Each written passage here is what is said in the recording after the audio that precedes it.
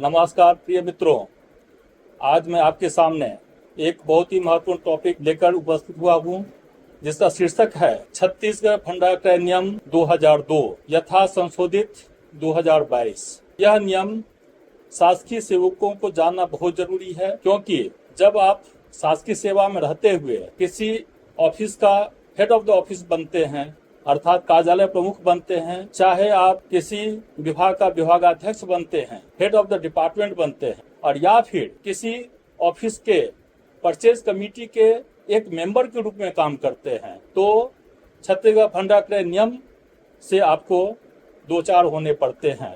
इसलिए इस नियम को जानना हमारे सर्विस कैरियर के लिए बहुत जरूरी है। तो आइए हम प्रारंभ करते हैं छत्तीसगढ़ भंडार क्रय नियम 2002। सबसे पहले हम यह जानते हैं कि भंडार क्रय नियम के अंतर्गत किसी भी सामग्री को क्रय करने के लिए छत्तीसगढ़ वित्तीय संहिता नियम 8 के तहत दो शर्तों का पालन करना बहुत जरूरी है। पहला शर्त कहता है, जिस सामग्री का आप क्रय करने के लिए जा रहे हैं, उस सामग्री को क्रय करने के लिए सक्षम स्वीकृति, कॉम्पिटेंट सैंक्शन की आवश्यकता होती है। सक्षम स्वीकृति की परिभाषा अथवा कॉम्पिटेंट ऑथोरिटी, सक्षम स्वीकृति देने वाला कौन होगा, इसकी जानकारी छत्तीसगढ़ फाइनेंशियल कोड के रूल 50 में दिया गया है। इस नियम के प्रावधानों को डिटेल विवरण देने के लिए उसे Chhattisgarh book of financial power volume 1 और वॉल्यूम 2 में परिभाषित किया गया है। तो किसी भी सामग्री को शासकीय धन से क्रय करने के पूर्व क्रय करने हेतु कॉम्पिटेंट सैंक्शन की आवश्यकता होती है। यह पहला शर्त है। नियम 8 के तहत दूसरा शर्त यह है कि जो सामग्री आप क्रय करने के लिए जा रहे हैं, उसका जितना कीमत अनुमानित है, उस लागत के हिसाब से आपके पास में उस हेड में उपयुक्त बजटीय प्रावधान हो। छत्तीसगढ़ वित्तीय संहिता के नियम 8 यह कहता है कि यह दोनों शर्त स्वतंत्र हैं तथा दोनों शर्तों को पालन करना अनिवार्य होता है। मित्रों, छत्तीसगढ़ भंडार क्रय नियम 2002 इसकी उत्पत्ति मुख्य रूप से छत्तीसगढ़ वित्तीय संहिता से हुई है। तो हम देखते हैं कि भंडार क्रय नियम के मुख्य निर्देश और बेसिक रूल कहाँ से उत्पन्न हुआ है। तो हम इसके लिए चलते हैं छत्तीसगढ़ वित्तीय संहिता की ओर। तो हम पाते हैं कि छत्तीसगढ़ वित्तीय संहिता के नियम 117 में इस प्रकार प्रावधान है। वह कहता है कि नियम 117 के उपनियम 1 के अंतर्गत परिशिष्ट 5 में भंडार क्रय के नियम व निर्देश तथा उसके मार्गदर्शी सिद्धांत दिए गए हैं, जिसके अंतर्गत ही छत्तीसगढ़ वाणिज्य एवं उद्योग विभाग के द्वारा यह छत्तीसगढ़ भंडार क्रय नियम बनाए गए हैं। तो स्पष्ट है कि छत्तीसगढ़ भंडार क्रय नियम मुख्य रूप से छत्तीसगढ़ वित्तीय संहिता से ही निकला हुआ है। इससे यह भी स्पष्ट होता है कि चूंकि छत्तीसगढ़ भंडार क्रय नियम छत्तीसगढ़ वित्तीय संहिता से उत्पन्न हुआ है, उसका मूल स्रोत छत्तीसगढ़ वित्तीय संहिता है, अतः उन नियमों को जानना और पूरी तरह से समझकर उसको अपने सेवा के दौरान, शासकीय क्रय के दौरान ठीक से इम्प्लीमेंट करना बहुत जरूरी है। अगर हम उसको बढ़िया से नहीं समझेंगे, उसके सही लेटर एंड स्पिरिट में उसको इम्प्लीमेंट नहीं करेंगे, तो वह एक तरह से छत्तीसगढ़ वित्तीय संहिता के प्रावधानों का उल्लंघन होगा, जो शासकीय सेवकों के लिए और उसके सर्विस कैरियर के लिए अच्छा नहीं माना जाता है। तो इसी आग्रह के साथ, इसी आह्वान के साथ अब हम सीधे प्रारंभ करेंगे जो छत्तीसगढ़ भंडार क्रय नियम 2002, जिसमें एक बहुत बड़ा संशोधन 2022 में किया गया है। इसलिए इसका शीर्षक आप देखेंगे छत्तीसगढ़ भंडार क्रय नियम 2002 ब्रैकेट में यथा संशोधित 2022। प्रिय मित्रों, छत्तीसगढ़ भंडार क्रय नियम के नियम 1 को प्रारंभ करने से पहले हम यह जानने की कोशिश करते हैं कि छत्तीसगढ़ भंडार क्रय नियम 2002 जो बनाया गया, इसे बनाने के लिए शासन का क्या उद्देश्य था, क्यों यह नियम बनाया गया है। तो आइए जानते हैं भंडार क्रय नियम 2002 का उद्देश्य। मित्रों, हम सहज ही समझ सकते हैं कि शासन के विभागों को उच्च गुणवत्ता वाली सामग्री, हाई क्वालिटी गुड्स उचित दर पर एट रीजनेबल रेट तथा निश्चित समयावधि विद इन फिक्स्ड टाइमलाइन प्राप्त करना बहुत जरूरी होता है, ताकि वह अपने योजनाओं को अब एक निर्धारित समय सीमा में लागू कर सके, उसका बेनिफिट प्रदेश के जनता को दे सके। तो यह पहला उद्देश्य है कि उच्च गुणवत्ता वाली सामग्री उचित दर पर तथा निश्चित समयावधि में प्राप्त कर उपलब्ध कराए विभागों को। दूसरा उद्देश्य है सामग्री का क्रय न्यूनतम दरों पर ही हो। तीसरा उद्देश्य है कि राज्य के स्थानीय लघु उद्योगों को प्रोत्साहन दिया जा सके, अर्थात अगर हमारे प्रदेश के स्थानीय लघु उद्योगों के द्वारा किसी भी सामग्री का उत्पादन हो रहा है और वह अगर उचित गुणवत्ता का है, सही मूल्य पे है, तो हम वहीं से इसे परचेज कर विभिन्न विभागों को उपलब्ध करावें। अंतिम महत्वपूर्ण उद्देश्य यह है कि मूल्य एवं गुणवत्ता समान होने पर राज्य के अनुसूचित जाति, अनुसूचित जनजाति तथा पिछड़ा वर्ग के उद्यमों को प्राथमिकता दी जाए। यह प्रावधान इसलिए किया गया है ताकि राज्य के बेरोजगारों को अधिक से अधिक संख्या में रोजगार उपलब्ध कराने का मौका सरकार दे सके। तो इस तरह से 3 महत्वपूर्ण उद्देश्य छत्तीसगढ़ भंडार क्रय नियम 2002 बनाने के पीछे शासन का रहा है। अब आते हैं छत्तीसगढ़ भंडार क्रय नियम 2002 के नियमों को और उसके प्रावधानों को देखते हैं। तो सबसे पहले नियम 1, यह नियम कहता है कि छत्तीसगढ़ शासन भंडार क्रय नियम 2002 यह कहलाएगा। आप कह सकते ये परिभाषा है। दूसरा है इस भंडार क्रय नियम का विस्तार संपूर्ण छत्तीसगढ़ के लिए होगा। नियम 2 यह कहता है कि समस्त शासकीय विभागों के अतिरिक्त छत्तीसगढ़ राज्य विद्युत मंडल, प्रदेश के समस्त शासकीय उपक्रम, जिला पंचायत, जनपद पंचायत एवं नगरीय निकाय में भी यह क्रय नियम लागू होंगे। तो स्पष्ट है कि छत्तीसगढ़ भंडार क्रय नियम 2002 पूरे प्रदेश में लागू है और साथ साथ न केवल विभागों में लागू है बल्कि उसके उपक्रमों में भी लागू है और पंचायती राज इंस्टीट्यूशन में भी लागू है। अब हम आते हैं कि निर्धारित दरों और शर्तों, जिसे आप रेट कॉन्ट्रैक्ट कहते हैं, उसके अंतर्गत ऑनलाइन पोर्टल जिसका नाम है ई मानक से सीधे क्रय आप किस किस स्थिति में कर सकते हैं। तो यह बहुत ही महत्वपूर्ण प्रोविजन है। तो इसके अंतर्गत उपनियम 3.1 यह कहता है कि CSIDC Chhattisgarh state industrial development corporation द्वारा दरों और शर्तों के निर्धारित सामग्रियां जो परिशिष्ट 1 में दिया गया है उन्हें आप ऑनलाइन पोर्टल से सीधे क्रय करेंगे। सीधे क्रय करने का आशय है कि इस रेट कॉन्ट्रैक्ट में जो दर निर्धारित किए गए हैं किसी सामग्री के लिए तथा उस सामग्री का जो स्पेसिफिकेशन है वह अगर आपको पसंद है तो आपको अलग से टेंडर करने की कोई आवश्यकता नहीं है। CSIDC के रेट कॉन्ट्रैक्ट जो कि परिशिष्ट 1 में दिया गया है उससे सीधे क्रय कर सकते हैं। मित्रों, तो इस तरह से परिशिष्ट 1 अपेंडिक्स 1 में जो सामग्रियों की सूची है जो CSIDC के द्वारा बनाया गया है, तो उन सामग्रियों को आप सीधे उनके रेट कॉन्ट्रैक्ट से परचेज कर सकते हैं। और इस परिशिष्ट में जितने भी फर्नीचर आइटम्स हैं उन सभी का परफॉर्मेंस गारंटी 3 इयर्स की होगी। इसका अर्थ है कि उन सामग्रियों को जब आप परचेज करते हैं और उपयोग करना शुरू करते हैं तो उसमें अगर कोई खराबी आती है तो 3 साल तक आप उसी एजेंसी से जो CSIDC में रजिस्टर्ड हैं जिससे आपने परचेज किया है, आप उसी फर्म को बुलाकर उसके जो डिफेक्ट्स आए हैं उसको आप बिना एडिशनल कोई खर्च किए हुए दुरुस्त करवा सकते हैं। 3 साल तक आप उसको रिपेयर और मेंटेनेंस करवा सकते हैं। अब उपनियम 3.2 कहता है कि एक दूसरा परिशिष्ट जिसका नाम है परिशिष्ट 2 जो कि छत्तीसगढ़ राज्य बीज एवं कृषि विकास निगम लिमिटेड के द्वारा बनाया गया है, उसमें भी बहुत सारे आइटम्स की सूची में शामिल किया गया है। उसको भी आप सीधे उनके रेट कॉन्ट्रैक्ट से आप परचेज कर सकते हैं। तो जो आइटम्स परिशिष्ट 2 में दिए गए हैं उन आइटम्स के लिए भी आपको अलग से निविदा बुलाने की आवश्यकता नहीं है। उपनियम 3.3 कहता है कि परिशिष्ट 1 और परिशिष्ट 2 परिशिष्ट 1 CSIDC के द्वारा बनाया गया है, तब परिशिष्ट 2 छत्तीसगढ़ राज्य बीज एवं कृषि विकास निगम लिमिटेड के द्वारा बनाया गया है।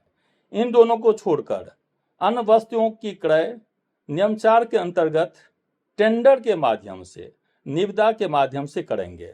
मित्रों, यहाँ पर यह जानना भी जरूरी है कि क्या परिशिष्ट 1 और परिशिष्ट 2 इन्हीं के अंतर्गत जितने आइटम्स हैं उन्हीं को मात्र रेट कॉन्ट्रैक्ट से परचेज कर सकते हैं और बाकी सभी को टेंडर से करना है। तो मित्रों, यहाँ पे कुछ आइटम्स और हैं जो कि नियम 5 में दिए गए हैं, जो हम आगे कवर करेंगे, तथा नियम 8 में दिए गए हैं। उनके सामग्रियों को भी आप उनके विभागों द्वारा निर्धारित दरों पर आप क्रय कर सकते हैं, जिसे हम आगे कवर करेंगे। अब आते हैं नियम 4। इसका शीर्षक है निविदा के माध्यम से क्रय। मित्रों, निविदा टेंडर एक बहुत ही महत्वपूर्ण प्रक्रिया होती है जिसके तहत शासन के विभिन्न विभाग अपने सामग्रियों का लार्ज स्केल पे परचेज करती है। तो इसके नियम 4 के अंतर्गत पहला उपनियम है 4.1, जो कहता है क्रय की जाने वाली सामग्री का मापदंड, स्पेसिफिकेशन तथा तकनीकी ज्ञान, टेक्निकल नॉलेज रखने वाले विशेषज्ञों द्वारा निर्धारित होगा। अर्थात जो सामग्री को आप क्रय करना चाहते हैं उसका स्पेसिफिकेशन तैयार करने के लिए आपके पास जो टेक्निकल नॉलेज रखने वाले विभागीय अधिकारी हों तो उनका आप उपयोग करें। अगर विभाग में उपलब्ध नहीं है तो अन्य विभागों से भी टेक्निकल नॉलेज रखने वाले अधिकारियों का या एक्सपर्ट का आप मदद ले सकते हैं। नियम 4.2 यह कहता है कि निविदा की शर्तें TOR टर्म ऑफ रेफरेंस का निर्धारण क्रेता अधिकारी परचेजिंग अथॉरिटी के द्वारा किया जाएगा। जो निविदा के जो प्रपत्र होंगे उसमें जो आप शर्तें डालेंगे वह कौन कौन से शर्तें डालेंगे यह क्रेता अधिकारी द्वारा निर्णय किया जाएगा और साथ ही किस सामग्री का क्रय किया जाता है उसके प्रकृति पर निर्भर होगा। छत्तीसगढ़ राज्य में स्थापित और भारत सरकार से मान्यता प्राप्त स्टार्टअप को निविदा प्रक्रिया में अगर भाग लेता है तो आप उसको 2 फायदे देंगे। पहला फायदा यह है कि पूर्व अनुभव की उसकी आवश्यकता नहीं होगी, तथा दूसरा है टर्नओवर संबंधी उसको छूट दी जाएगी। जो स्टार्टअप फर्म जो छत्तीसगढ़ में रजिस्टर्ड है गवर्नमेंट ऑफ इंडिया के द्वारा जिसे मान्यता प्राप्त है, ऐसे स्टार्टअप को अब टेंडर में भाग लेते समय 2 लाभ देंगे। पहला, पूर्व अनुभव के बारे में नहीं पूछेंगे, तथा दूसरा टर्नओवर संबंधी शर्त से आप छूट देंगे। उपनियम 4.3 यह कहता है कि निविदा बुलाने की प्रक्रिया, जिसे हम निविदा के प्रकार भी कहते हैं, वह कितने प्रकार के होंगे। तो सबसे पहले हम देखते हैं कि उपनियम 4.3.1 जो कहता है कि हम एकल निविदा पद्धति भी अपना सकते हैं, सिंगल टेंडर सिस्टम। तो निविदा बुलाने की यह पहली प्रक्रिया है जिसे हम एकल निविदा पद्धति या सिंगल टेंडर सिस्टम कहते हैं। इसके तहत हम एकल वस्तुएं जिसकी वार्षिक आवश्यकता ₹50,000 मात्र हो उसे हम क्रय करते हैं। यहाँ पे एक से ज़्यादा कोटेशन बुलाने की आवश्यकता अर्थात प्रतिस्पर्धा फर्मों के बीच करने की आवश्यकता नहीं होती है। आप किसी दुकान पे जाइए जिसके बारे में पता है कि जो सामग्री आप परचेज करना चाहते हैं वह फर्म उचित गुणवत्ता के उचित दर पे वह सामग्री बेचता है, तो आप वहां पे आप जाइए, 50,000 से कम कीमत की जो भी सामग्री आपको परचेज करना है उससे आप परचेज कर लीजिए, वहां कैश में वो प्राप्त कीजिए और फिर उसका भुगतान कीजिए। साथ ही इस एकल निविदा पद्धति के अंतर्गत ऐसी भी वस्तुओं का क्रय करने का प्रावधान है जिसे एकल वस्तुएं सांपत्तिक प्रवृत्ति प्रोप्राइटरी कैरेक्टर की हो। मित्रों, अभी 26 जुलाई 2023 को ही सांपत्तिक प्रवृत्ति प्रोप्राइटरी कैरेक्टर के आइटम को किस तरह से परचेज करना है, इसके बारे में छत्तीसगढ़ वाणिज्य एवं उद्योग विभाग के द्वारा विस्तृत नियम जारी किए गए हैं, जिसका आदेश क्रमांक है F20-70/2004/11/6 दिनांक 26 जुलाई 2023। सांपत्तिक प्रवृत्ति मतलब यह होता है कि वह आइटम जिसे आप परचेज करना चाहते हैं उसे भारत में केवल एक कंपनी द्वारा ही बनाया जाता है। इसे प्रोप्राइटरी कैरेक्टर आर्टिकल कहते हैं। इसको किस तरह से परचेज करेंगे उसका प्रावधान 26 जुलाई 2023 के आदेश के द्वारा जारी किया गया है। तो यह हो गया एकल निविदा पद्धति, सिंगल टेंडर सिस्टम। मित्रों, यहाँ पे यह भी स्पष्ट करना जरूरी है कि सांपत्तिक प्रवृत्ति के जो आइटम्स हैं यह जरूरी नहीं है कि वह 50,000 तक का ही हो, उससे ज्यादा का भी अगर आपको परचेज करना है तो इस डिटेल रूल के तहत आप परचेज कर सकते हैं। अब हम बढ़ते हैं उपनियम 4.3.2 जो निविदा बुलाने की द्वितीय प्रक्रिया है, जिसका नाम है सीमित निविदा पद्धति। इंग्लिश में इसे हम लिमिटेड टेंडर सिस्टम कहते हैं। लिमिटेड का आशय है कि इसमें यहाँ पे जब आप कोई भी सामग्री का क्रय करेंगे तो लिमिटेड स्केल पे आप कोटेशंस जरूर बुलाएंगे, जिसकी संख्या कम से कम 3 हो। 3 से ज्यादा फर्मों से आप कोटेशन बुला सकते हैं, लेकिन 3 से कम फर्मों से कोटेशन नहीं लें। इसके तहत आप 50,000 ₹1 से लेकर 3 लाख रुपए तक की सामग्री को परचेज कर सकते हैं। इसमें आपको किसी पेपर में एडवर्टाइजमेंट देने की जरूरत नहीं है। बिना विज्ञापन के आप 3 या 3 से ज्यादा कोटेशन बुलाकर परचेज कमेटी के सामने रखकर उसमें L1 निर्धारित करते हुए आप परचेज कर सकते हैं। मित्रों, ये जो भावपत्र कोटेशन है वह आप या तो निर्माताकर्ता से ले सकते हैं, जिसको OEM कहते हैं, ओरिजिनल इक्विपमेंट मैन्युफैक्चरर, या उसके अधिकृत प्रतिनिधि से भी आप कोटेशन प्राप्त कर प्रक्रिया कर सकते हैं। अब नेक्स्ट और सबसे इम्पोर्टेंट जो प्रकार है निविदा बुलाने का वह है खुली निविदा पद्धति, ओपन टेंडर सिस्टम।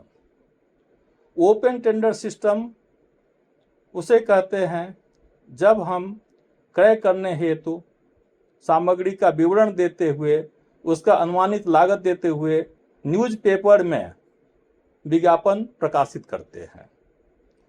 इस प्रकार के जो टेंडर हैं इसमें आप 3 लाख रुपए से अधिक कोई भी अमाउंट उसका क्रय करने हेतु इस प्रक्रिया का अनुसरण करेंगे। तो हम प्रारंभ करते हैं कि खुली निविदा पद्धति ओपन टेंडर सिस्टम में किस तरह से हमको पेपर में और कितने पेपर में कितने अमाउंट तक के राशि के लिए विज्ञापन प्रकाशित करना है। मित्रों, ओपन टेंडर सिस्टम के तहत आपको क्रय की जाने वाली वस्तुओं का और उसके अनुमानित कीमत के बारे में समाचार पत्रों में विज्ञापन देना है, जिसे हम लोक विज्ञापन पब्लिक एडवर्टीजमेंट कहते हैं। अगर आपको 3 लाख ₹1 से लेकर 5 लाख रुपए तक की सामग्री का क्रय करना चाहते हैं तो इसलिए एक स्थानीय स्तर के बहुप्रचारित वेल सर्कुलेटेड समाचार पत्र में विज्ञापन देने होंगे। दूसरा, अगर 5 लाख से लेकर 10 लाख रुपए तक का आपको परचेज करना है तो 2 प्रदेश स्तरीय बहुप्रचारित समाचार पत्र में विज्ञापन देना है। अगर 10 लाख ₹1 से लेकर 20 लाख रुपए तक अनुमानित कीमत हो क्रय हेतु तो 2 प्रदेश स्तर के तथा 1 राष्ट्रीय स्तर के समाचार पत्र में विज्ञापन देना है।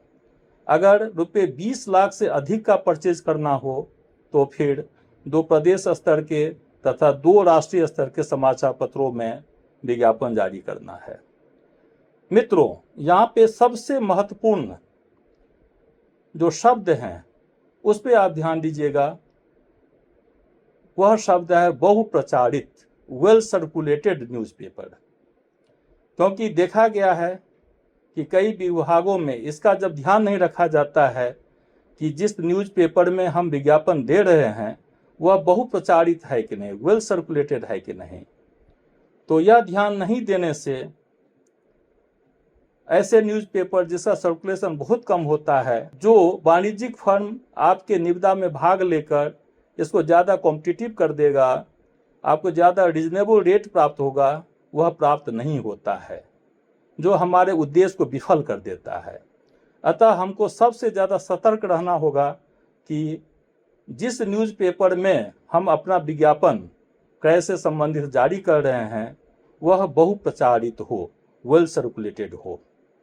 इसकी जानकारी आपको जनसंपर्क विभाग के अंतर्गत संवाद संस्था द्वारा आप प्राप्त कर सकते हैं कि कौन सा न्यूज़पेपर बहुप्रचारित है। आप अपना विज्ञापन उन्हीं न्यूज़पेपर में दें। मित्रों, एक परंतु यहाँ पे इस नियम के तहत बहुत महत्वपूर्ण है, जो कहता है कि जब आप टेंडर का, ओपन टेंडर का फर्स्ट कॉल करें तो प्रथम बार आमंत्रित निविदा में दरों का पर्याप्त प्रतिस्पर्धा एवं तुलना सुनिश्चित करना, इसके लिए कम से कम 3 मूल निर्माताओं की ओर से निर्माता अथवा उनके अधिकृत प्रतिनिधि के द्वारा टेंडर प्रक्रिया में भाग लेना सुनिश्चित करें। इसका अर्थ है कि जब आप प्रथम बार टेंडर प्रकाशित करते हैं, जिसे हम फर्स्ट कॉल ऑफ टेंडर भी कहते हैं, तो उसमें कम से कम 3 फर्म निश्चित रूप से भाग ले।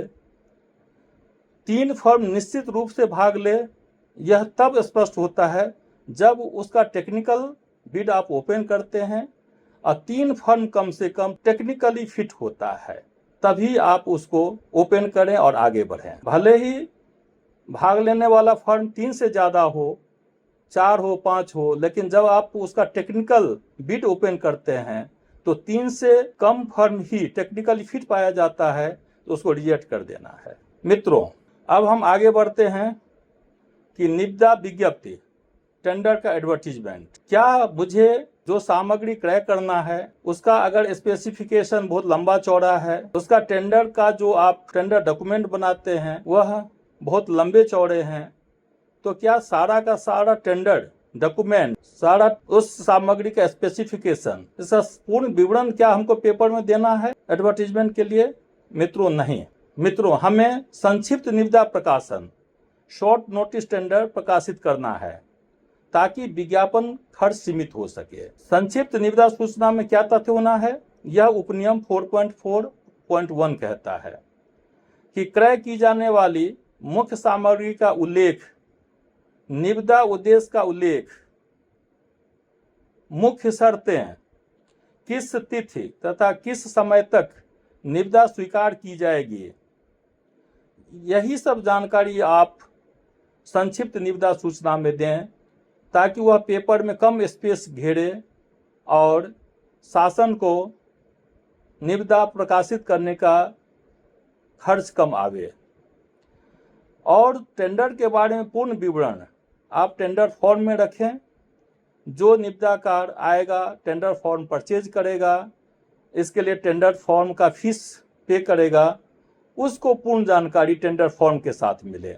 यह प्रावधान करना बहुत जरूरी है। निविदा आमंत्रण हेतु शासन को बहुत ज़्यादा व्यय नहीं करना पड़े, इस हेतु आपको जो निविदा आमंत्रण की सूचना, नोटिस इनवाइटिंग टेंडर का जो प्रारूप जो अपेंडिक्स 3 में दिया गया है, आप उसको जरूर देखें।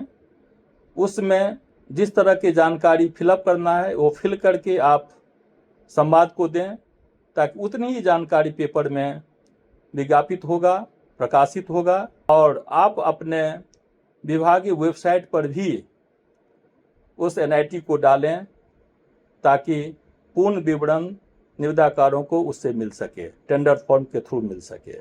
अब मित्रों, प्रश्न यह उठता है कि जब आप टेंडर प्रकाशित कर देते हैं, टेंडर प्रक्रिया में आप आगे बढ़ते हैं, तो क्या जो यह टेंडर बुलाई जा चुकी है, अगर क्रेता अधिकारी, जो सक्षम अधिकारी जिसको कहते हैं, उसे लगता है कि जो टेंडर प्रक्रिया ठीक से नहीं बुलाई गई है, प्रक्रिया ठीक से नहीं की गई है, चाहे टेंडर प्रक्रिया में वांछित जितने फर्मों को भाग लेना चाहिए वह भाग नहीं लिए हैं, वांछित प्रतियोगिता नहीं दिखाई पड़ रही है, तो बुलाई गई निविदा को किसी भी समय सक्षम अधिकारी कॉम्पिटेंट अथॉरिटी के द्वारा बिना कारण बताए निरस्त किया जाएगा। मित्रों, नोटशीट पे, विभागीय नोटशीट पे तो जरूर स्पीकिंग ऑर्डर होगा कि टेंडर को क्यों निरस्त किया जाता है, लेकिन आपको जब टेंडर निरस्त करते हैं तो किसी दूसरे व्यक्तियों को जो आपके ऑफिस से बाहर हो, जिसको क्रय से संबंधित कोई लेना देना नहीं है, चाहे किसी फर्म को जो पार्टिसिपेट किया है, उसको भी कोई कारण बताया जाना जरूरी नहीं है। आप यह केवल लिख सकते हैं कि अपरिहार्य कारणों से यह टेंडर निरस्त किया गया है। इस प्रावधान को न केवल छत्तीसगढ़ भंडार क्रय नियम 2002 में दिया गया है, बल्कि छत्तीसगढ़ वित्तीय संहिता का नियम 117 का क्लॉज 3 इसमें भी दिया गया है। तो आप बेहिचक शासन के हित में, अगर आपको लगता है कि ये टेंडर प्रक्रिया ठीक से नहीं हुई है या फर्मों का पार्टिसिपेशन उचित नहीं हुआ है, तो किसी भी स्टेज में क्रेता अधिकारी टेंडर को निरस्त कर सकता है बिना दूसरों को कारण बताए हुए। मित्रों, उपनियम 4.5 पे हम आते हैं कि निविदा हेतु समय सीमा। आप देखेंगे कि कई बार फर्स्ट कॉल के लिए कई बार कुछ समय दिया रहता है, फिर सेकेंड कॉल के लिए कुछ समय दिया गया रहता है, थर्ड कॉल के लिए कुछ समय दिया गया रहता है, जो कि आपको भंडार क्रय नियम में काफी डिटेल में दिया गया है। कभी 30 दिन का समय रहता है, कभी 20 दिन का समय रहता है, कभी 10 दिन का समय रहता है। यह आप भंडार क्रय नियम में देख सकते हैं। लेकिन प्रश्न यह उठता है कि समय सीमा कब से प्रारंभ होता है, कब समाप्त होता है, यह जानना बहुत ही महत्वपूर्ण है। तो निविदा है समय सीमा का आशय है कि उपरोक्त सीमा की गणना निविदा विज्ञप्ति प्रकाशन की तिथि से होगा। मित्रों, आपको निविदा विज्ञप्ति का प्रकाशन न्यूज़पेपर में करना है। मान लीजिए कि आपको 2 न्यूज़पेपर में करना है और फिर विभागीय वेबसाइट पर भी करना है। तो अगर विभागीय वेबसाइट पे आ गया जिस दिन, उस दिन से भी आप 30 दिन का अगर प्रावधान है तो वहां से काउंट कर सकते हैं। चाहे पहले न्यूज़पेपर में 2 में से 1 न्यूज़पेपर में आ गया तो आप उस दिन से भी काउंट कर सकते हैं। तो लोक विज्ञापन जिस दिन से आ गया, या तो वेबसाइट के थ्रू आ गया या न्यूज़पेपर के थ्रू आ गया, उस दिन से काउंटिंग शुरू होगा। और last date of submission of tender जब 30 दिन का अगर प्रावधान है तो 30वें दिन होगा, अगर 20 दिन का प्रावधान है तो 20वें दिन होगा। इसको हम निविदा हेतु समय सीमा कहते हैं। मित्रों, उपनियम 4.6 कहता है कि निविदा प्राप्त की पद्धति रिसीविंग ऑफ टेंडर। जब फर्म आपको किसी सामग्री हेतु टेंडर प्रस्तुत करेगा, सबमिट करेगा, तो आप रिसीव कैसे करेंगे? तो इसके लिए छत्तीसगढ़ भंडार क्रय नियम के उपनियम 4.6.1 में प्रावधान है कि निविदा को प्राप्त करने हेतु रजिस्टर्ड पोस्ट से या स्पीड पोस्ट से या डाकघर कोरियर से या टेंडर बॉक्स में अपने ऑफिस के किसी स्थल पर टेंडर बॉक्स रख करके उसमें भी आप रिसीव कर सकते हैं। और अगर ऑनलाइन निविदा की बात है तो जो निर्धारित समय सीमा है उसके अनुसार ऑनलाइन आप रिसीव करेंगे। और 4.6.2 कहता है कि निविदा अंतिम तिथि के निर्धारित समय तक ही प्राप्त की जाएगी। मित्रों, आप मान लीजिए कि आप 10 अगस्त के 3 बजे शाम तक आप लास्ट टाइम ऑफ सबमिशन आपने रखा है, तो 10 अगस्त के 3 बजे शाम तक ही आप टेंडर रिसीव करेंगे। उसके बाद अगर कोई भी टेंडर आपको आता है तो उसे आप ओपन नहीं करेंगे, वो लेट टेंडर के श्रेणी में आएगा, जिसका प्रावधान अलग से दिया गया है। अब निविदा खोलने का समय जो उपनियम 4.6.3 में आता है कि निविदा खोलने का समय निविदा प्राप्ति के अंतिम तिथि व अंतिम समय के 1 घंटा पश्चात निविदा खोलना चाहिए। अगर आपने 10 अगस्त को 3 बजे दिन तक लास्ट डेट और लास्ट टाइम ऑफ सबमिशन रखा है तो उसी समय तक आप स्वीकार करेंगे। उसके 1 घंटे पश्चात, मतलब 4 बजे चाहे उसके तत्पश्चात आप निविदा को ओपन करेंगे। मित्रों, जो टेंडर किसी फर्म द्वारा निविदा के लास्ट डेट और लास्ट पॉइंट ऑफ टाइम के बाद प्राप्त हुआ है उसे आप ओपन नहीं करेंगे, उसे बिना खोले ही लेट निविदा लिखते हुए उसे फर्म को वापस कर देंगे। अब देखते हैं कि निविदा के लिए महत्वपूर्ण बातें क्या हैं। तो तो सबसे महत्वपूर्ण बात होता है ईएमडी अमाउंट या अमानत राशि। यह उपनियम 4.6.4 में है। मित्रों, छत्तीसगढ़ शासन में छत्तीसगढ़ भंडार क्रय नियम के तहत 2 लिफाफा पद्धति के तहत हम टेंडर प्रक्रिया करते हैं, अर्थात निविदा 2 लिफाफों में प्रस्तुत होता है। पहला लिफाफा में अमानत राशि ईएमडी अमाउंट होता है अथवा अमानत राशि छूट का प्रमाण पत्र होता है। इस लिफाफे पर अमानत राशि अंकित रहेगा। दूसरा लिफाफा में अंकित रहेगा निविदा प्रपत्र। मित्रों, उचित राशि का अमानत राशि या उचित छूट प्रमाण पत्र प्राप्त होने पर ही आप दूसरा लिफाफा जो निविदा प्रपत्र से संबंधित है उसे खोलेंगे। अगर उचित राशि का अमानत राशि नहीं मिला है, चाहे उचित छूट का प्रमाण पत्र नहीं मिला है, तो आप उस टेंडर को निरस्त कर देंगे। मित्रों, अमानत राशि ईएमडी संबंधित निर्देश इस प्रकार हैं। सबसे पहले हम जानते हैं कि अमानत राशि लिया क्यों जाता है, इसके लेने का क्या उद्देश्य है। तो मित्रों, केवल वास्तविक मीन्स गंभीर प्रदायकर्ता फर्म ही निविदा प्रस्तुत करे, इसके लिए अमानत राशि का प्रावधान शासन द्वारा रखा गया है। अब इसकी राशि क्या होगी? तो 1% अनुमानित क्रय लागत का आप शासकीय विभाग में जो भी सामग्री क्रय करना चाहते हैं उसकी जो अनुमानित कीमत है, अगर वह 5 लाख है तो उसका 1% अर्थात 5,000 रुपया ईएमडी राशि रखेंगे। मित्रों, जब निविदाकार द्वारा अपने टेंडर के साथ अमानत राशि लिफाफे में भरकर दिया जाता है तो विभिन्न निविदाकारों द्वारा प्रस्तुत अमानत राशि में से जो फर्म L1 आता है, चाहे जिसे आप सफल निविदाकार कहते हैं, उसका वह राशि रोककर बाकी सभी का अमानत राशि 15 दिवस के अंदर वापस कर देंगे। अब प्रश्न उठता है कि किसी भी फर्म को अमानत राशि छूट एग्जेम्पशन फ्रॉम ईएमडी दी जा सकती है? हाँ मित्रों, दी जा सकती है। किसको दी जा सकती है? तो प्रदेश की लघु एवं कुटीर उद्योग जो छत्तीसगढ़ उद्योग विभाग में पंजीकृत हो, उसे आप अमानत राशि छूट देंगे। दूसरा, छत्तीसगढ़ प्रदेश में स्थापित भारत सरकार से मान्यता प्राप्त वैध स्टार्टअप, जैसा कि औद्योगिक नीति 2014 से 2019 के परिशिष्ट 1 में दी गई परिभाषा के अनुक्रमांक 54 पर परिभाषित हो, साथ ही निविदा जारी होने के दिनांक को भारत सरकार की वेबसाइट पर वैध हो तथा जिसे सक्षमता प्रमाण पत्र प्राप्त हो, ऐसे स्टार्टअप को भी आप अमानत राशि छूट देंगे। ऐसे इकाइयों फर्मों द्वारा उपरोक्त आशय का प्रमाण पत्र निविदा के साथ प्रस्तुत करने पर ही अमानत राशि से छूट दी जाएगी। मित्रों, टेंडर प्रक्रिया में ईएमडी अर्नेस्ट मनी डिपॉजिट अमानत राशि भी जिसे कहते हैं, उसके साथ साथ एक अन्य निधि का भी आवश्यकता होती है जिसे हम सुरक्षा निधि कहते हैं, सिक्योरिटी डिपॉजिट, जो कि परफॉर्मेंस से संबंधित होता है।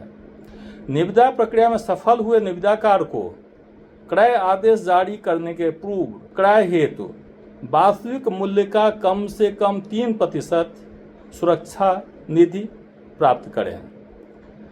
3% से अधिक भी सुरक्षा निधि ली जा सकती है, यह क्रेता अधिकारी पर निर्भर करता है।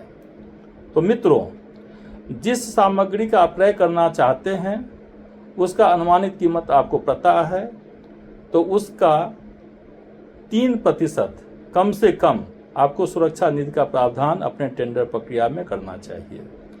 अगर कोई भी इक्विपमेंट ज़्यादा कॉम्प्लेक्स हो, ज़्यादा साइंटिफिक हो, तो उसमें आप मीन्स क्रेता अधिकारी 3% से ज़्यादा भी 4%, 5%, 6% भी सुरक्षा निधि का प्रावधान अपने विवेक से कर सकता है। मित्रों, क्रेता अधिकारी को छत्तीसगढ़ भंडार क्रय नियम के तहत काफ़ी अधिकार दिए गए हैं जो वह अपने विवेक का उपयोग कर सकता है, जहां उसी के तहत सुरक्षा निधि के बारे में भी अपने विवेक पर वह निर्णय कर सकता है कि यह लागत का 3% हो या उससे ज़्यादा हो। अब हम भंडार क्रय नियम के उपनियम 4.8 की तरफ देखते हैं, जो अमानत राशि EMD और सुरक्षा निधि सिक्योरिटी डिपॉजिट प्राप्त करने के तरीका से संबंधित है। तो मित्रों, EMD या सिक्योरिटी डिपॉजिट, जिसे हम परफॉर्मेंस सिक्योरिटी भी कहते हैं, की राशि नगद में नहीं ली जाएगी, कभी नहीं ली जाएगी नगद में। दूसरा, चालान से जमा कर सकते हैं। शासकीय खजाना ट्रेजरी में या उप खजाने सब ट्रेजरी में या बैंक की किसी भी शाखा में जहां शासकीय लेन देन या कारोबार किया जाता है में राशि एक पर्टिकुलर लेखा शीर्ष में जमा कर चालान की मूल पावती निविदा के साथ प्रस्तुत किया जा सकता है। अब हम यह बताते हैं कि चालान प्राप्त करने हेतु खजाने में EMD की राशि या सिक्योरिटी डिपॉजिट किस हेड में जमा किया जाएगा। मित्रों, ये राशियां 8443 सिविल जमा राशियां सिविल डिपॉजिट -103 प्रतिभूति जमा सिक्योरिटी डिपॉजिट हेड में जमा किया जाना है। तो यह हुआ चालान से सिक्योरिटी डिपॉजिट या EMD की राशि जमा करना। साथ ही आप डिमांड ड्राफ्ट, जिसे हम DD भी कहते हैं, जो किसी भारतीय स्टेट बैंक या अनुसूचित बैंक से बनवाकर भी फर्म से प्राप्त कर सकते हैं। यह DD क्रेता अधिकारी के पद नाम से बना हो। तो इस तरह से हम सिक्योरिटी डिपॉजिट या EMD की राशि दो तरीकों से, पहला चालान के द्वारा और दूसरा डिमांड ड्राफ्ट के द्वारा फर्मों से प्राप्त कर सकते हैं। मित्रों, मुझे अपने शासकीय सेवा के दौरान कई विभागों में कार्य करने का मौका मिला और वहाँ पे मैंने देखा कि कई विभागों के द्वारा, खास करके वॉच डिपार्टमेंट के द्वारा, जिसमें सिक्योरिटी डिपॉजिट या EMD की राशि बड़ी होती है, तो वहाँ पे फर्मों के द्वारा एक और तरीके, जिसे हम FDR कहते हैं या टर्म डिपॉजिट कहते हैं, उससे भी जमा करने का मांग फर्म द्वारा किया जाता है। खासकर जब सिक्योरिटी डिपॉजिट या परफॉर्मेंस सिक्योरिटी की राशि करोड़ों में होता है, तो फर्म के द्वारा उसके एवज में performance bank guarantee means bank guarantee किसी शेड्यूल बैंक से स्वीकार करने का भी दबाव डाला जाता है। और मैंने देखा है कि कई विभाग के क्रेता अधिकारी के द्वारा इसे FDR के रूप में या TDR के रूप में या परफॉर्मेंस हेतु बैंक गारंटी के रूप में भी राशि स्वीकार की जाती है। अर्थात यह क्रेता अधिकारी के विवेक पे निर्भर करता है। इसके लिए हम चाहें तो बिड डॉक्यूमेंट में ही परमिशन लेकर के इस प्रावधान को डाल सकते हैं। अब हम आते हैं उपनियम 4.9, जो क्रय की शर्तें, term and conditions for purchase, जो हम निविदा फॉर्म में डालते हैं, उसके बारे में चर्चा करते हैं कि क्रय की शर्तें क्या हों, टर्म एंड कंडीशंस क्या हों परचेज के लिए। तो सबसे महत्वपूर्ण टर्म एंड कंडीशन जो बहुत कॉमन है वह यह है कि क्रय की शर्तें स्पष्ट हों, ताकि अलग अलग अर्थ न निकले, अन्यथा विवाद होती है। तो जो भी हम टर्म एंड कंडीशन डालें वो बहुत ही स्पष्ट हो, दो अर्थी किसी भी सूरत में नहीं हो। दूसरा, राज्य के GST विभाग में फर्म का पंजीयन होना अनिवार्य है, यह शर्त जरूर डालें। जिस सामग्री के लिए निविदा जारी की गई है उसी हेतु पंजीयन प्रमाण पत्र हो, ताकि कर का अपवंचन की स्थिति उत्पन्न न हो। नेक्स्ट, फर्म का टैक्स क्लियरेंस सर्टिफिकेट, कर समाशोधन प्रमाण पत्र प्रस्तुत करने का निर्देश हो, जिससे यह प्रमाणित होता हो कि संबंधित फर्म ने अपना टैक्स समय पर चुकता कर दिया है। अगले बिंदु के रूप में हम यह शर्त डालेंगे कि फर्म यह स्पष्ट रूप से वर्णित करे कि निविदाकर्ता का व्यापारिक संस्थान कहाँ स्थित है तथा वह अपना माल विभाग को कहाँ से पूर्ति करेगा, ताकि यातायात की स्थिति और समय कितना लगेगा यह स्पष्ट हो सके। एक और महत्वपूर्ण बिंदु है कि फर्म के द्वारा जो अपना दर प्रस्तुत करेगा उसमें वस्तुओं की लागत तथा उस पर भारित होने वाला टैक्स पृथक पृथक रूप से दर्शित करे, ताकि टैक्स कितना लगाया गया है वह स्पष्ट हो सके और समय से टैक्स को उसके शीर्ष में जमा किया जा सके। नेक्स्ट, निविदा प्रपत्र में फर्म को काली सूची में डाला गया है या नहीं, इसके बारे में निश्चित रूप से शपथ पत्र लिया जाए, इसका प्रावधान जरूर किया जाए। साथ ही इंटीग्रिटी पैक्ट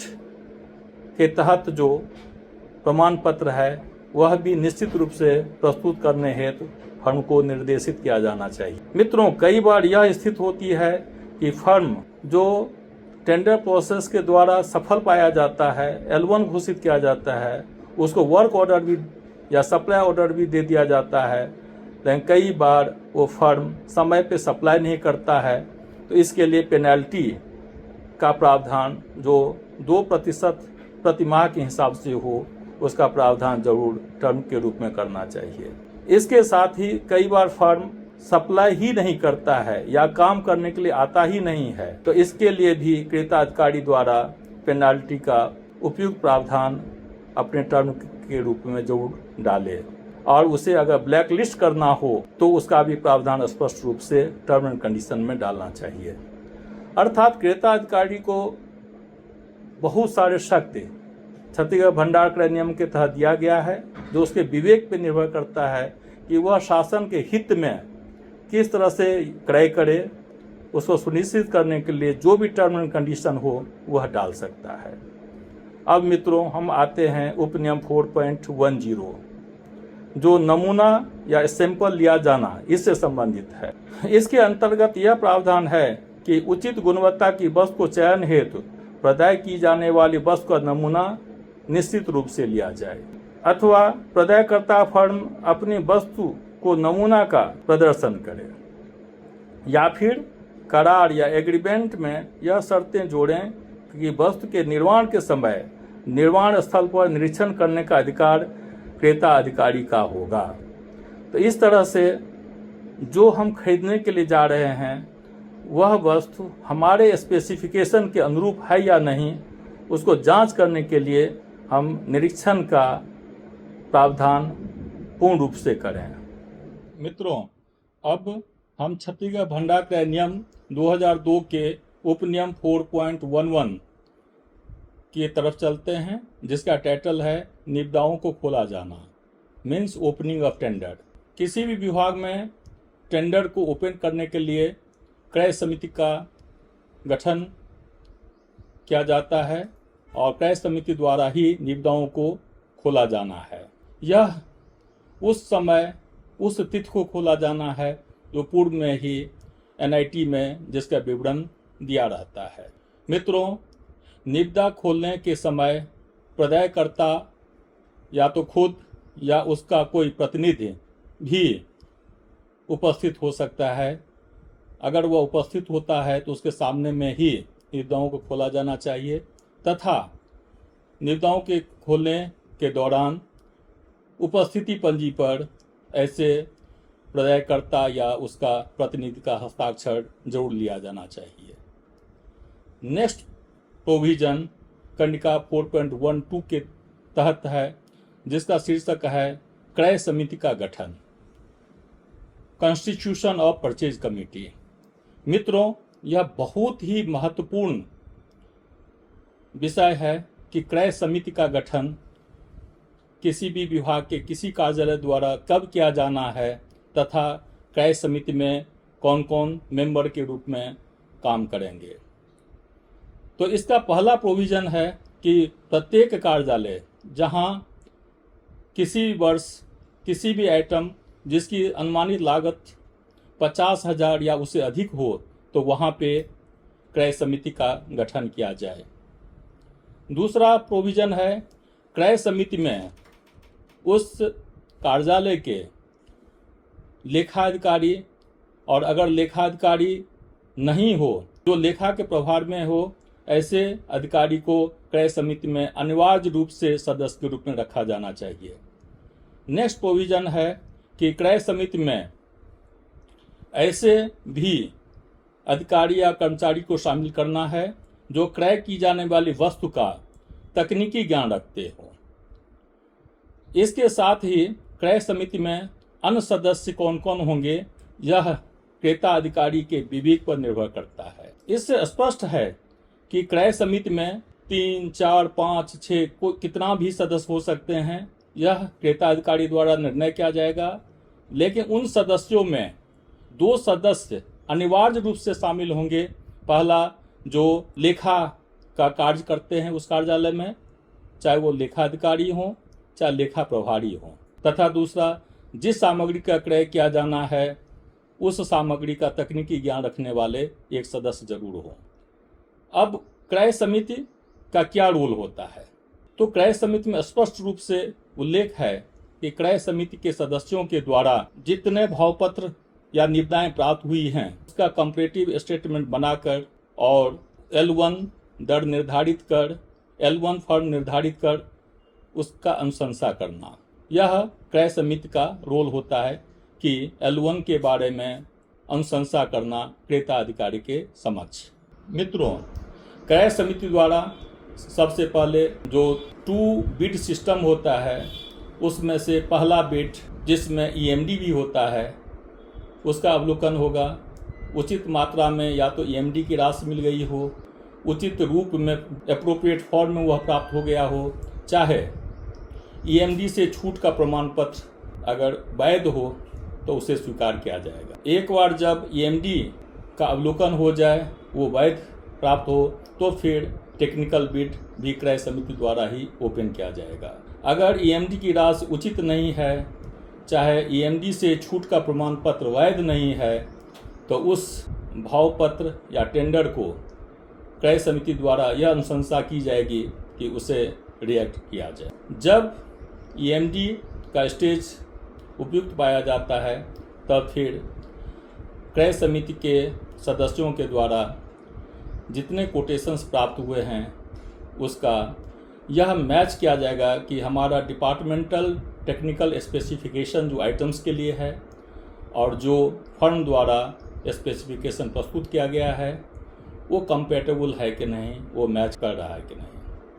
अगर वह मैच कर रहा है तो इसके बाद फाइनेंशियल बिड ओपन करने के लिए क्रेता अधिकारी को अपनी संस्तुति प्रस्तुत करेगा। जब क्रेता अधिकारी द्वारा फाइनेंशियल बिड ओपन करने की संस्तुति एक्सेप्टेंस दी जाएगी, उसके बाद क्रय समिति द्वारा फाइनेंशियल बिड भी ओपन किया जाएगा। यहाँ पे सबसे महत्वपूर्ण भूमिका क्रय समिति का शुरू हो जाता है कि डिफरेंट फर्म द्वारा दी गई स्पेसिफिकेशन, उसके एवज में दी गई राशि, उसका ठीक से अवलोकन करे, फिर कंपैरेटिव स्टेटमेंट बनाए, उसमें से L1 कौन सा फर्म कौन सा दर है उसका निर्धारण करे। यह सबसे महत्वपूर्ण स्टेज होता है। साथ ही जब क्रय समिति द्वारा L1 फर्म का निश्चय कर लिया जाता है तो क्रय समिति द्वारा अपनी अनुशंसा क्रेता अधिकारी को, परचेजिंग अथॉरिटी को प्रस्तुत की जाएगी। परंतु क्रय अधिकारी उस अनुशंसा से पृथक भी निर्णय कर सकता है। यहाँ यह स्पष्ट करना जरूरी है कि क्रय समिति की अनुशंसा और क्रेता अधिकारी का निर्णय 2 अलग अलग चीज़ें हैं, 2 अलग अलग स्तर पे होते हैं। कई बार देखने में आता है कि जो क्रेता अधिकारी हैं, जो जिसे कॉम्पिटेंट अथॉरिटी भी कहते हैं क्रय हेतु, उनको भी क्रय समिति में एक मेंबर के रूप में या अध्यक्ष के रूप में शामिल कर लिया जाता है, जो उचित नहीं है। कभी भी क्रेता अधिकारी को क्रय समिति का सदस्य या अध्यक्ष के रूप में काम नहीं करना चाहिए, क्योंकि प्रावधान यह है कि क्रय समिति द्वारा अपनी अनुशंसा क्रेता अधिकारी के सामने प्रस्तुत की जाएगी। क्रेता अधिकारी उस अनुशंसा का ठीक से अवलोकन करेंगे, खुद संतुष्ट हो लेंगे कि उचित गुणवत्ता की सामग्री का ही दर प्रस्तुत हुआ है और यह दर जो अनुशंसा की गई है काफ़ी उचित है, रिजनेबल है। अगर ऐसा वो पाते हैं तो क्रय समिति की अनुशंसा को स्वीकार करेंगे और इससे L1 फर्म का दर निश्चित हो जाएगा और L1 फर्म कौन होगा यह भी निश्चित हो जाएगा। लेकिन अगर क्रेता अधिकारी को यह पता चले अध्ययन करने के बाद कि कुछ और बिंदुओं पर क्रय समिति को सोचना है, विचारना है, पुनः अनुशंसा देना है, तो क्रेता अधिकारी द्वारा पुनः प्रकरण को क्रय समिति के समक्ष वापस लौटाया जा सकता है। और अगर क्रेता अधिकारी को लगता है कि जो दर प्राप्त हुआ है L1 के रूप में वह सामान्य मार्केट में अवेलेबल दर से अधिक है, तो वह उसे अमान्य करते हुए, क्रय समिति के अनुशंसा को अमान्य करते हुए रिजेक्ट भी कर सकता है।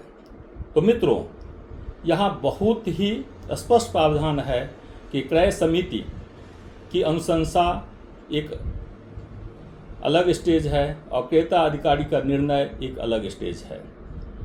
यह जरूरी नहीं है कि क्रय समिति की अनुशंसा को ही क्रेता अधिकारी स्वीकार कर ले। यहाँ पे क्रेता अधिकारी को एब्सोल्यूट पावर दिया गया है कि वह अपने विवेक से, अपने इंफॉर्मेशन से, अपने नॉलेज से क्रय समिति की अनुशंसा को या तो एक्सेप्ट कर सकता है या रिकंसिडरेशन के लिए पुनः भेज सकता है या उसे रिजेक्ट भी कर सकता है। तो मित्रों, अगर कई बार प्रश्न आते हैं कि क्या L1 रेट पर ही शासकीय सामग्री का क्रय किया जाना अनिवार्य है, तो यहाँ पे स्पष्ट प्रावधान है कि अगर क्रेता अधिकारी को लगता है कि L1 दर के आधार पे जो सामग्री का क्वालिटी प्राप्त हुआ है वह उचित नहीं है, बल्कि जो L2 रेट पर सामग्री की गुणवत्ता प्राप्त हुई है वह ज़्यादा बढ़िया है और शासन के हित में है, तो वह ऐसा भी कर सकता है। वह L1 के बजाय L2 को भी स्वीकार कर सकता है, लेकिन इसके लिए उसे नोट शीट पर इस तरह का निर्णय को क्यों लिया गया है वो लिखित में बताना पड़ेगा, अर्थात स्पीकिंग ऑर्डर जारी करना पड़ेगा।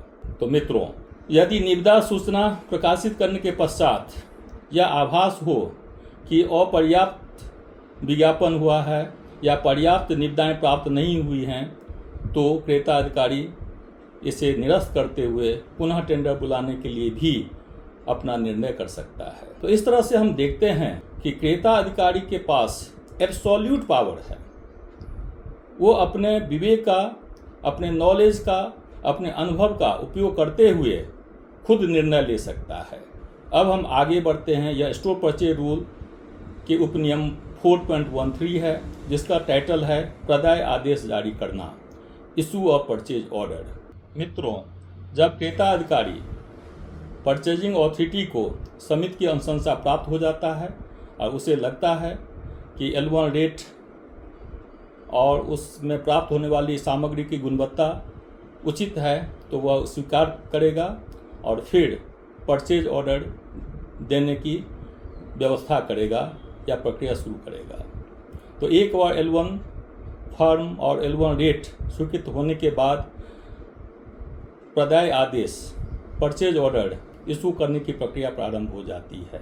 परचेज ऑर्डर किस तरह से हम जारी करें, उसके लिए कुछ प्रोसेस को फॉलो करना स्टोर परचेज रूल में दिया गया है। सबसे पहला है कि प्रदाय आदेश जारी करने के पूर्व प्रदायकर्ता फर्म के साथ करार या एग्रीमेंट को निष्पादित किया जाना, एग्जीक्यूट किया जाना।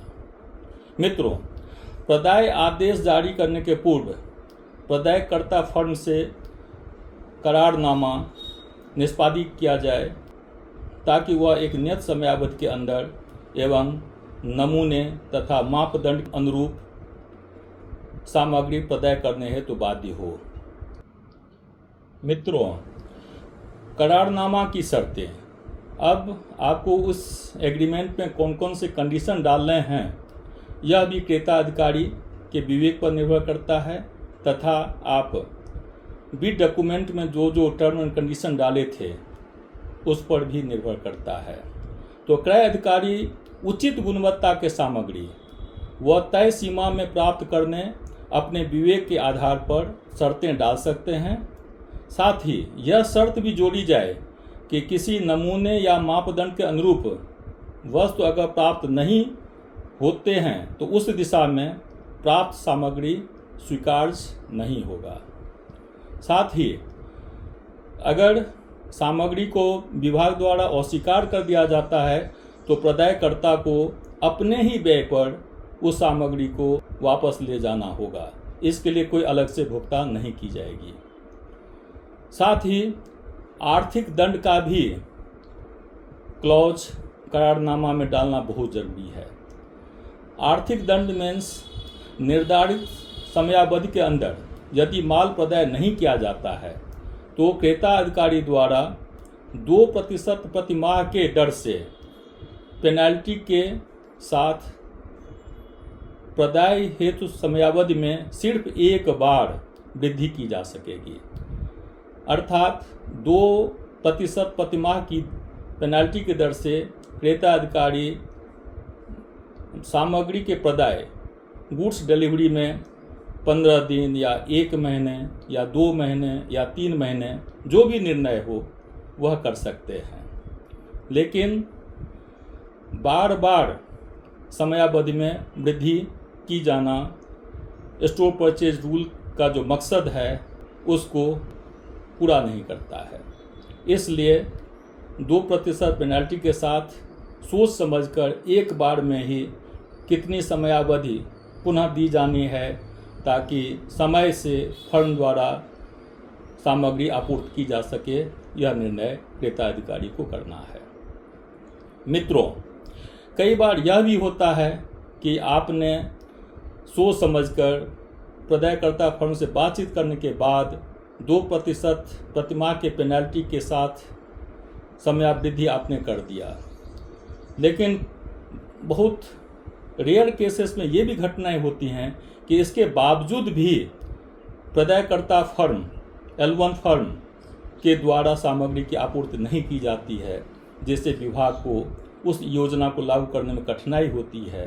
तो ऐसी स्थिति में क्या की जाए मित्रों, यह मुझे अनुभव के आधार पर कहना पड़ रहा है कि इस तरह का कोई प्रावधान अभी स्टोर परचेज रूल में नहीं है। लेकिन क्रेता अधिकारी अगर चाहे तो वह अपने बिड डॉक्यूमेंट में ही सावधानी बरतते हुए यह डाल सकता है कि अगर एक बार पेनल्टी के बाद भी L1 फर्म के द्वारा सामग्री की आपूर्ति नहीं की जाती है तो आगे का किस तरह का पेनल्टी इम्पोज किया जाएगा, और साथ ही अगर ज़रूरत पड़े तो उस फर्म को इस रिपीटेड रॉन्ग्स के लिए ब्लैक लिस्ट भी कर सकता है, जो 6 माह से 2 वर्ष के लिए काली सूची में डाला जा सकता है। यह भी प्रावधान आप इस करारनामा में जोड़ सकते हैं ताकि फर्म को यह लिबर्टी नहीं मिले कि वह चाहे तो प्रदाय करे और वह चाहे तो प्रदाय नहीं करे। मित्रों, अब हम आते हैं कि यह करारनामा किस रूप में, किस फॉर्म में एग्जीक्यूट करना है। तो इसका इम्पोर्टेंस कोर्ट में भी हो, लीगल डोमेन में भी हो, इसके लिए यह जरूरी है कि करारनामा जो क्रेता अधिकारी, परचेजिंग अथॉरिटी तथा प्रदायकर्ता फर्म के बीच में, L1 फर्म के बीच में संपादित होना है, वह निश्चित रूप से स्टैम्प पेपर पर हो और वह विधिवत निष्पादित हो तथा यह करारनामा प्राप्त करने के बाद ही आप परचेज ऑर्डर L1 फर्म को दें। इतनी सावधानी बरतने से यह आप सुनिश्चित कर सकते हैं कि तय सीमा के अंदर ही सामग्री का प्रदाय हो सके। मित्रों, अब हम एक और महत्वपूर्ण टॉपिक को यहाँ कवर करते हैं जिसका शीर्षक है पुनरावृत्ति प्रदाय आदेश, रिपीट परचेज ऑर्डर। यह उपनियम 4.14 में आता है, जिसके तहत प्रावधान है कि जब आप पहला परचेज ऑर्डर जारी करते हैं उस डेट ऑफ इशू के 6 माह के अंदर, मीन्स क्रेता अधिकारी को यह लगता है कि कुछ और ज़्यादा संख्या में उस आइटम को परचेज करने की आवश्यकता है, तो यह निर्णय वह ले सकता है। उसी L1 फर्म से उसी दर पर उसी क्वालिटी का आदेश कुछ मात्रा के लिए वह पुनः जारी कर सकता है, जिसे पुनरावृत्ति प्रदाय आदेश कहते हैं। लेकिन किसी भी सूरत में जो पहला मूल क्रय आदेश है उसके 6 माह के अंदर ही आपको यह निर्णय लेकर के पुनरावृत्ति प्रदेश आदेश जारी करना है। 6 माह के बाद पुनरावृत्ति प्रदाय आदेश जारी नहीं करना है। साथ ही यह भी महत्वपूर्ण है कि पुनरावृत्ति आदेश की मात्रा कुल आदेश मीन्स मूल आदेश की 25% से अधिक नहीं होना चाहिए। It should not be more than 25% of original purchase orders quantity. यह उपनियम 4.14 में है। मित्रों, क्या अगर किसी क्रेता अधिकारी को यह पता चल जाए कि आज के डेट में जिस सामग्री को हम रिपीट ऑर्डर के तहत परचेज करने के लिए जा रहे हैं उसका कीमत मार्केट में घट गया है, जबकि पूर्व का जो टेंडर में जो L1 रेट है वो ज़्यादा है, तो क्या यह जानते हुए रिपीट ऑर्डर दिया जाना चाहिए? तो कदापि नहीं। इसलिए क्रेता अधिकारी की जिम्मेदारी बनती है कि वह रिपीट ऑर्डर देने के लिए सोच रहा है उस समय यह आकलन कर ले कि वर्तमान में उस सामग्री का मार्केट प्राइस कहीं कम तो नहीं हो गया है। अगर कम नहीं हुआ है, उसी सूरत में रिपीट ऑर्डर वह पुनः जारी करे। क्या टेंडर में खरीदे गए आइटम्स के लिए रिपीट ऑर्डर जारी करना है?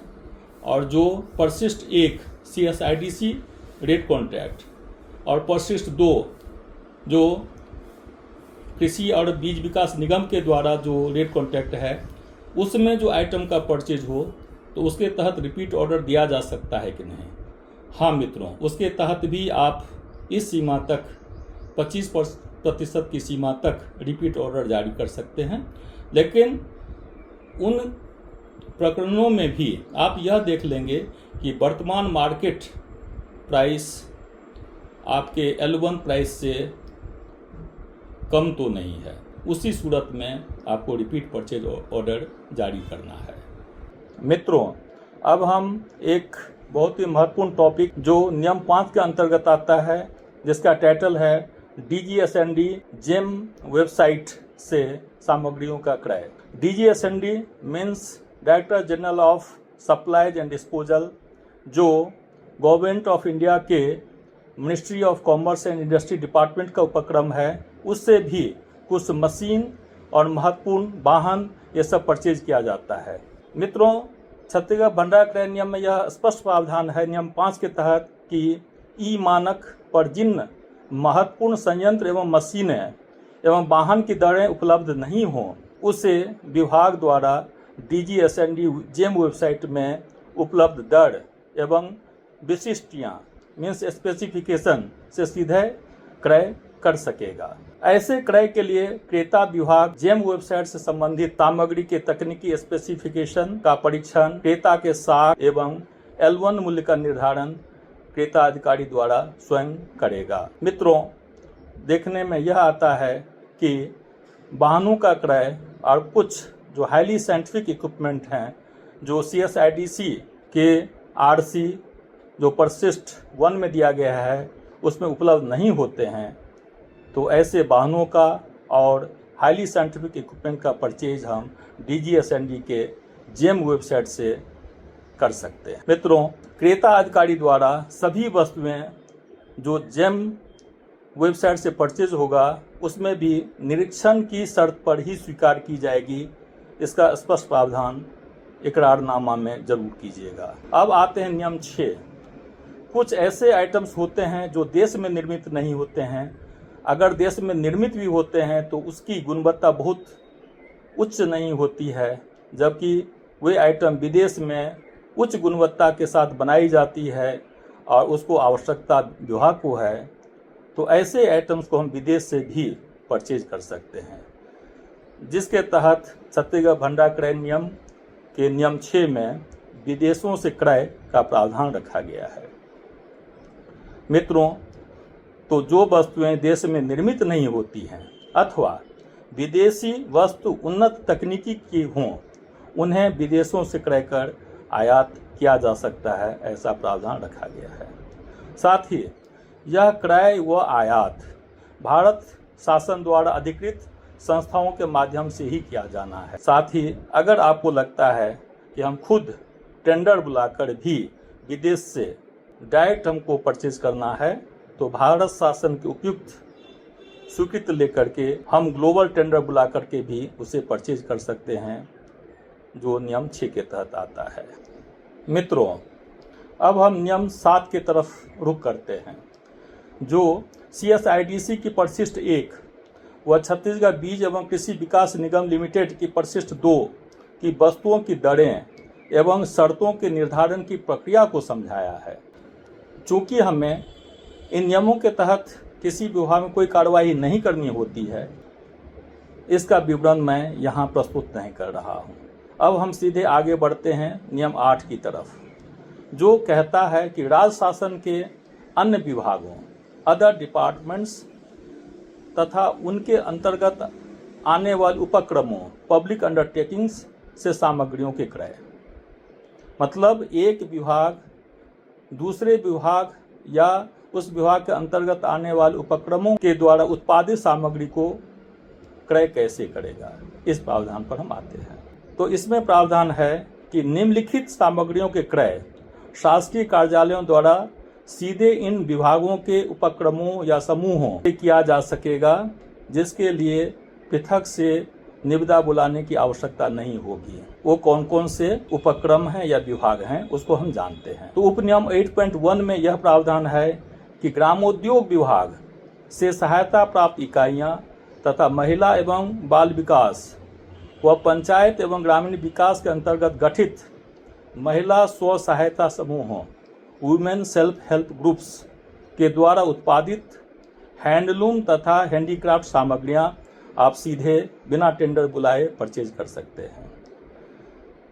दूसरा उपनियम 8.2 है, जो कहता है कि ग्रामोद्योग विभाग के हस्तशिल्प प्रकोष्ठ द्वारा निर्मित बेल मेटल, लौह, काष्ठ, बांस, शीशम, कौड़ी आदि शिल्प सामग्रियों तथा शासकीय विभागों या सार्वजनिक उपक्रमों के कार्यालयों एवं विश्राम गृह में उपयोग होने वाली सजावटी सामग्री को आप क्रय कर सकते हैं। अगला प्रावधान है उपनियम 8.3 के तहत, जो यह प्रावधानिक क्या है, छत्तीसगढ़ राज्य हथकरघा विकास एवं विपणन सहकारी संघ रायपुर एवं छत्तीसगढ़ खादी एवं ग्रामोद्योग बोर्ड रायपुर द्वारा उत्पादित हैंडलूम तथा हैंडीक्राफ्ट की सामग्रियां आप सीधे क्रय कर सकते हैं।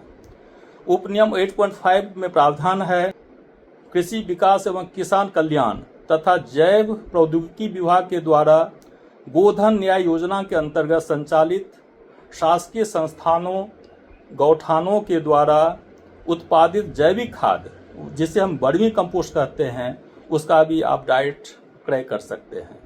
उपनियम 8.6 में यह प्रावधान है कि छत्तीसगढ़ राज्य लघु वनोपज सहकारी संघ मर्यादित द्वारा स्वयं अथवा अनुबंधित पब्लिक प्राइवेट पार्टनरशिप इकाइयों के माध्यम से निर्मित आयुर्वेदिक दवाओं हर्बल उत्पादों का भी सीधा क्रय किया जा सकता है, जिसके लिए आपको अलग से कोटेशन या टेंडर बुलाने की आवश्यकता नहीं है। नियम 9 कहता है कि इन नियमों के अधीन शासन के एक विभाग द्वारा दूसरे विभाग या उसके उपक्रमों अंडरटेकिंग्स से सीधे क्रय किया जाएगा और ऐसा क्रय मूल दरों पर बेसिक प्राइस पर ही होगा, इस तरह का प्रावधान है। मित्रों, इस तरह से आपने अभी तक नियम 9 को कवर कर चुके हैं। अब छत्तीसगढ़ भंडार क्रय नियम के अंतर्गत आने वाला नियम 10, जो बहुत ही महत्वपूर्ण है और जो प्राकृतिक आपदा के समय में किस तरह से सामग्रियों का क्रय किया जाना है उसके बारे में है, इसलिए इसे भी ध्यान से सुने। तो नियम 10 के तहत शीर्षक है प्राकृतिक आपदा या कानून व्यवस्था की विषम स्थिति के दौरान शासकीय क्रय। इसमें प्रावधान इस प्रकार है कि प्राकृतिक आपदा या कानून व्यवस्था की विषम परिस्थितियों में बिना निविदा बुलाए, बिना टेंडर प्रोसेस किए ही आवश्यकतानुसार आवश्यक प्रकृति की वस्तुओं को अभिलिखित करते हुए सीधे सक्षम अधिकारी कॉम्पिटेंट अथॉरिटी के द्वारा क्रय किया जा सकेगा। सीधे क्रय किया जा सकेगा मतलब न ही कोटेशन की आवश्यकता है, न ही टेंडर बुलाने की आवश्यकता है, चूँकि स्थिति बहुत विषम है। इसके लिए भी विशिष्ट प्रावधान किए गए हैं। मित्रों, अब हम छत्तीसगढ़ भंडार क्रय नियम के अगले प्रोविजन की तरफ बढ़ते हैं, जो इंस्पेक्शन ऑफ गुड्स तथा payment of goods by department के प्रावधान को देखते हैं। मित्रों, शासकीय स्तर से क्रय की जाने वाली वस्तुओं का क्वालिटी सही है कि नहीं, इसको सुनिश्चित करने के लिए आप किसी भी समय निरीक्षण कर सकते हैं। इसका प्रावधान आपको बिड डॉक्यूमेंट में या एग्रीमेंट क्लॉज में निश्चित रूप से रखना चाहिए, जिसके तहत यह प्रावधान है कि सामग्री का निरीक्षण इकाई द्वारा प्रदाय से पूर्व कराया जाएगा। प्राप्त किए जाने वाले सामग्री की गुणवत्ता मानकों के अनुसार होने की जिम्मेदारी संबंधित प्रदायकर्ता व क्रेता विभाग की होगी। अर्थात जो आप क्रय कर रहे हैं वह उचित गुणवत्ता की सामग्री प्राप्त हुआ है, इसकी पूर्ण रूप से जिम्मेदारी प्रदायकर्ता फर्म का और क्रेता अधिकारी का है। नेक्स्ट प्रोविजन है कि क्रेता विभाग को उचित गुणवत्ता की उचित मात्रा में जब सामग्री स्टोर में प्राप्त हो जाता है तो सामग्री के साथ साथ वह बिल भी प्राप्त करेगा प्रदायित फर्म का, तथा एक बार सुनिश्चित हो जाने के बाद कि उचित गुणवत्ता की उचित मात्रा की सामग्री प्राप्त हो गई है, बिल भी प्राप्त हो गया है, बिल प्राप्त होने के 20 दिवस के अंदर जो है वो बिल का भुगतान करना है। यहाँ पे यह बात सहज ही उद्भूत होता है कि 20 दिवस किस दिन से काउंट होना चाहिए। क्या फर्म द्वारा बिल प्रस्तुत कर दिया गया, सामग्री को स्टोर में दे दिया गया है, इतना ही पर्याप्त है, या सामग्री जो कि खास करके बल्क मात्रा में होता है, जिसकी संख्या बहुत होती है, उसका निरीक्षण हो जाए, यह संतुष्ट हो जाना है कि उचित मात्रा में भी मिल गया है, उचित गुणवत्ता की सारी सामग्री प्राप्त हो गई है, उसके बाद 20 दिवस का काउंटिंग शुरू हो। तो यहाँ पे स्पष्ट रूप से लिखा हुआ नहीं है, लेकिन व्यवहारिक दृष्टि से आप यह कह सकते हैं कि बिल प्राप्ति का तिथि वही माना जाएगा जब आप स्टोर में प्राप्त सामग्री की संख्या और गुणवत्ता आप निश्चित कर लिए हैं, उसके बाद आप शीघ्र ही 20 दिवस को ध्यान में रखते हुए बिल का भुगतान करेंगे। अगर आप 20 दिवस के अंदर में भुगतान नहीं करते हैं तो फिर आपको पेनल्टी के रूप में उस फर्म को प्रचलित बैंक दर से ब्याज भी देने का प्रावधान किया गया है। प्रदायित सामग्री का निरीक्षण अधिकतम 10 दिवस में पूर्ण करने की जिम्मेदारी क्रेता विभाग की है, ताकि कुल 20 दिवस में भुगतान संभव हो सके। यहाँ पे यह आशय है कि जब आपको स्टोर प्राप्त हो जाए मीन्स स्टोर में सामग्री प्राप्त हो जाए, तो आप बहुत तेज़ी के साथ आप यह सुनिश्चित करेंगे कि हमको उचित गुणवत्ता की उचित संख्या में सामग्री प्राप्त हो गई है, इसमें ज़्यादा समय बर्बाद नहीं होने दें और 20 दिवस के अंदर आप भुगतान सुनिश्चित करें। मित्रों, ई मानक पोर्टल से क्रय की स्थिति में सामग्री प्राप्त हो जाने के 48 घंटे के भीतर क्रेता को प्रोविजनल रिसीट सर्टिफिकेट PRC जारी करना आवश्यक होता है। साथ ही सामग्री का सत्यापन किए जाने के उपरांत कंसानी रिसीट एक्सेप्टेंस सर्टिफिकेट CRAC जारी की जानी भी सुनिश्चित करना है। CRAC कुल 10 दिनों में जारी करें क्रेता अधिकारी द्वारा, ताकि 20 दिवस के अंदर में सप्लाइंग फर्म को भुगतान सुनिश्चित की जा सके। अब हम नेक्स्ट प्रोविज़न जो नियम 12 कहलाता है उसके प्रावधानों को देखते हैं। नियम 12 कहता है निविदा एवं अनुबंधों की प्रतियां महालेखाकार कार्यालय एजी ऑफिस को भेजा जाना सुनिश्चित करें। इसके अंतर्गत प्रावधान है कि अगर रुपये 3 लाख या उससे अधिक निविदा व अनुबंधों की प्रतियां अगर हों तो निश्चित रूप से महालेखा कार्यालय को प्रेषित करें। यह छत्तीसगढ़ वित्त संहिता भाग 1 के नियम 21 सब नियम 2 के तहत प्रावधानित है। मित्रों, किसी भी राज्य का जो शासन तंत्र होता है वह यह भी सुनिश्चित करने की कोशिश करता है कि राज्य में शिक्षित और जो रोजगार करने लायक लेबर फोर्स है उसको रोजगार मिल सके। इसको सुनिश्चित करने के लिए नियम 13 में यह प्रावधान किया गया है कि प्रदेश में स्थापित लघु उद्योगों को प्रोत्साहित किया जाए ताकि वह अधिक से अधिक रोजगार क्रिएट कर सके। इसके लिए प्रावधान है कि क्रेता विभाग का दायित्व है कि किन्हीं सामग्रियों का उत्पादन प्रदेश में स्थापित लघु उद्योग जो अनुसूचित जाति, अनुसूचित जनजाति तथा पिछड़ा वर्ग द्वारा किया जाता हो तो मूल्य एवं गुणवत्ता औचित्यपूर्ण होने की दशा में ऐसे उद्योगों से ही अनिवार्यतः उस सामग्री का क्रय की जावे ताकि ऐसे उद्योग पनप सके, बढ़ सके, पुष्पित और पल्लवित हो सके ताकि यह रोजगार का साधन बन सके। अब हम नेक्स्ट नियम 15 की ओर बढ़ते हैं जो क्रय एवं निविदा आमंत्रण में पारदर्शिता को बढ़ाने के संबंधित है। समाचार पत्रों में जारी निविदा के साथ साथ ही क्रेता विभाग का वेबसाइट पर भी निविदा प्रकाशित किए जाने का प्रावधान इस नियम के तहत किया गया है ताकि निविदा को अधिक से अधिक प्रकाशित, प्रचारित और प्रसारित की जा सके, अधिक से अधिक फर्म इसमें भाग ले सके। तो न केवल समाचार पत्रों में आपको विज्ञापन देना है बल्कि विभागीय वेबसाइट पर भी निविदा को अपलोड करना है।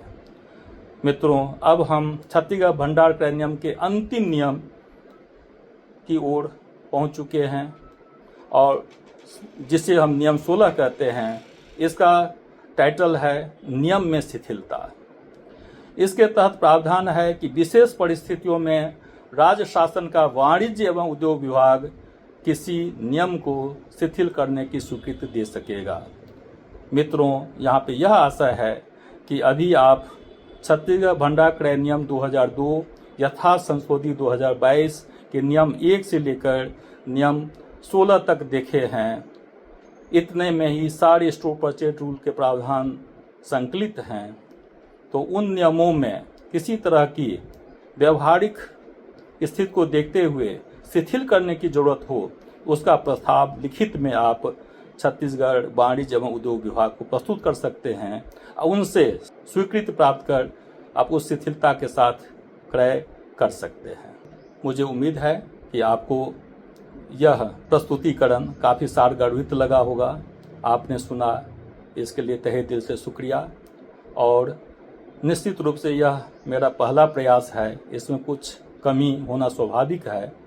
अगर कुछ कमी आपको महसूस होता है तो मुझे लिख करके प्रेषित करें ताकि नेक्स्ट वीडियो में हम उन कमियों को दूर कर सकें। सुनने के लिए बहुत बहुत धन्यवाद। नमस्कार। जय हिंद, जय Chhattisgarh. Self study is pillar of success by S Jha. S Jha additional director finance हैं छत्तीसगढ़ वित्त सेवा में। इन्होंने बनारस हिंदू विश्वविद्यालय से एग्रीकल्चर साइंस में ग्रेजुएशन किया है और कृषि अर्थशास्त्र में पोस्ट ग्रेजुएशन किया है। इसके बाद जब जवाहरलाल नेहरू विश्वविद्यालय में सोशियोलॉजी में पीजी कर रहे थे तभी मध्य प्रदेश सिविल सर्विस में सफल होकर ज्वाइन किया। सर्विस करने के दौरान LLB भी किया। Professional trainer in financial rules के रूप में IPS को PHQ में और सिविल सर्वेंट्स के कई बैच को academy of administration Nimora Raipur में ट्रेनिंग देने का अनुभव है और कई महत्वपूर्ण विभागों में जैसे कि AIIMS Raipur, DGP office, police मुख्यालय, विकास प्राधिकरण, मुख्यमंत्री सचिवालय, प्रशासन अकादमी, जनसंपर्क विभाग, छत्तीसगढ़ कामधेनु, आयुष एवं इंदिरा गांधी कृषि विश्वविद्यालय में फाइनेंशियल एडवाइजर रह चुके हैं।